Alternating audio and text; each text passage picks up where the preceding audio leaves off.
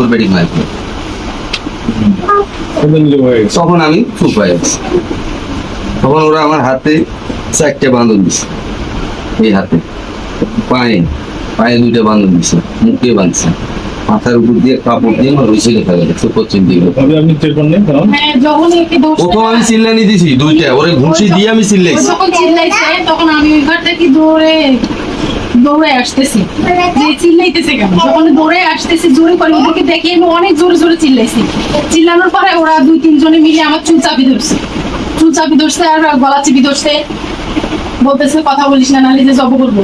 যখনই বলছে তখন আমার মেয়েটা আমার সঙ্গে চলে আসছে, তখন ওরা আমার মেয়েটাকে ওদের কবজায় নিয়ে নিছে, নিয়ে এখানে নিয়ে আসিয়া ওরা আমার হাত বাঁধছে, পা বাঁধছে, মুখ বাঁধতে ধরছে। আমি বলছি যে মুখটা আমার বাঁধবেন না, আমার বাচ্চাটা আমি কান্না করবি। তখন ওরা বাচ্চাটাকে আমার কাছে দিতে দিয়ে এখানে আমারে ফালায় রাখছে। তারপর ওই ঘরে যায় ওরা ওইসব ভাঙি করতেছে। পরে আর দৌড়াই আসি বলে যে বল কোথায় আছে টাকা, বল কোথায় আছে স্বর্ণ। যখন হাত বাঁধছে মুখ বাঁধছে তখনই আমার গলার থেকে চেন তুলে নিচ্ছে, টানি সিঁড়ি ফেলাই নিচ্ছে, পায়ের নিচে ছিল এগুলো নিয়ে নিচ্ছে পরিবেরা যেগুলা, আর বাকি যেগুলো ওই ঘরে ছিল সেগুলো ওরা ভাঙি নিয়ে চলে গেছে। আপনাদের এরকম ঘটনা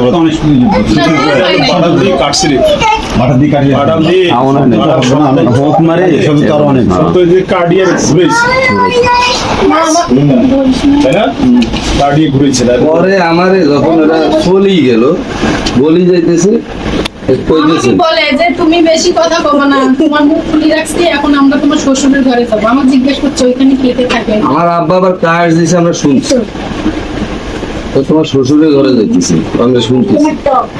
পরে এখন আমি কিন্তু অসুস্থ, আমার পরিচিত না, শ্বশুরের ঘর কোনটা সেটাও জানে। নিচে কি টাকা কত নিচে? টাকা আমার 5.5 লাখ টাকা ছিল। নিচে কত? পুরোটাই নিচে। আপনি আলু বিক্রি করে কালকে কত টাকা আনছিলেন? কালকে আনছিলাম 4 লাখ টাকা, আর আগে 1.5 লাখ। এক জায়গায় রাখছিলেন।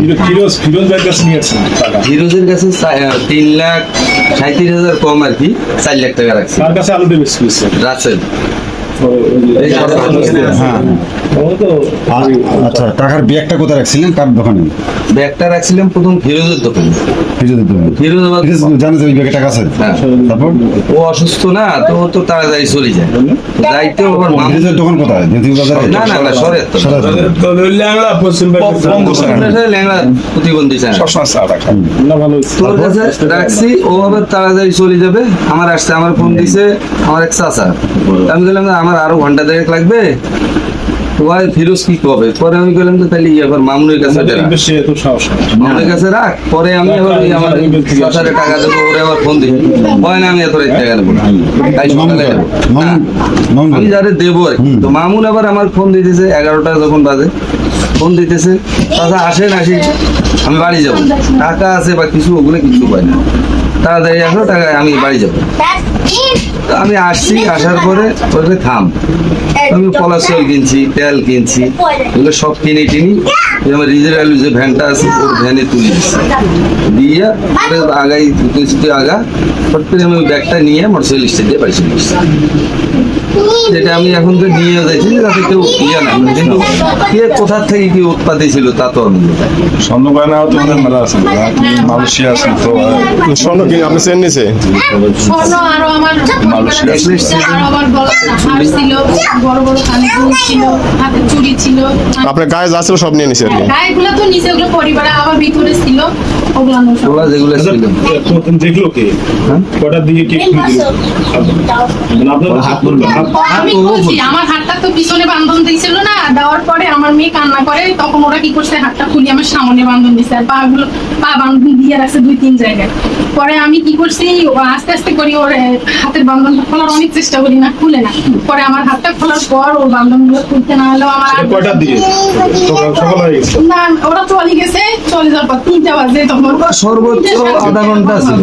3টা বাজে তখন তো আপনার থানায় ফোন দেননি? তা বাদে ওই ফোন দেন সকালবেলা না, থানায় ফোন দেন। 999 ফোন দিয়েছিল আমার ভাতিজা। হ্যাঁ, আমি বলছিলাম 999 ফোন দিই, তখন নাকি ও আমাকে জানাইলো, ওরা বলতে বলতেছে যে সকালে যাইতে আপনার থানায় আসছে। থানায় যাইতে এখন কোন জায়গাতে বলছে? চলিয়ে গেছে, আমরা যাই কি করি? ঢাকায় তো চলিয়ে গেছে। তারপর সেনাবাহিনীর নাম্বারে টেলিফোন নাম্বারে ফোন দিছে আর কয় থানা আসতে একটা কও। ঢুকছে, ঢুকছে ওরাই তোরা যাবার কে যাবে থানায়? ঢাকায় তো চলে গেছে। ভাবি আপনি কি কাউকে চিনেন নাই? আপনার তো চোখ খোলা ছিল। হ্যাঁ আমার চোখ খোলা ছিল কিন্তু ওরা আমার মাথাটা উঠাইতে দেয় না, সারাক্ষণ শুধু আমার এই যে চুলগুলো চাপি ধরে ধরিয়ে মাথাটা ঠাস ধরে রাখে। দুইজনে কাউকে কি চিনতে পারেন নাই?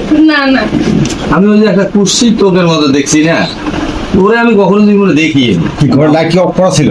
না লাইট ছিল কিন্তু চার্জ কম ছিল। মুখে কি মুখোশ টুখোশ করা ছিল? না ওই বয়সটাতে তো মুখে কিছু ছিল না, তো কালিমা কি আসে? ও শুধু পরনের লুঙ্গিটা ছিল আর কিছু ছিল কিছু না। লোকের মুখে হচ্ছে কাপড় বান্ধা, কিছু লোক মুখ আমি ওই একটা লোককেই দেখছি, বয়স্ক না ছিল? আধা বয়স্ক। মধ্যবয়সী। মধ্যবয়সী। ওরে আমি ওই একজনকে ওই যে ঘুষি দিতে ওরে দেখছি আর দেখিনি কেউ। আর বাকি কাউকে আমি আর দেখিনি। আর বাড়ি তো ফাঁকা বাড়ি। হ্যাঁ? আর এদিকে বাড়িও নাই, আমাদের মনে হয় যে মোট পর্যন্ত আরেকটা বাড়ি আছে। গরু নিচে রাস্তার ওই পাশে ওই যে নিচে।